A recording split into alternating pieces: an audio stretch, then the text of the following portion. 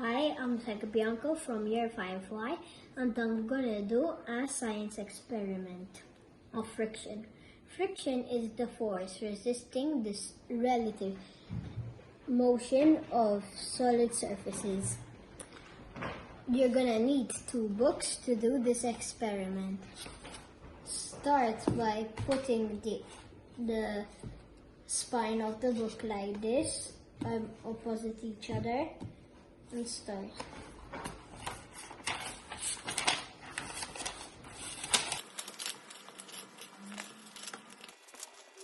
I'm back.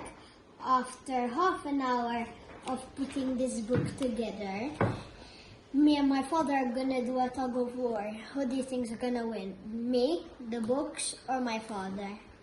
And what will this show? Okay, let's see. Hold from the edge, hold from the edge. Yeah, pull. Oh my gosh, the books won. And it shows? That the friction is very strong. A lot of friction, eh?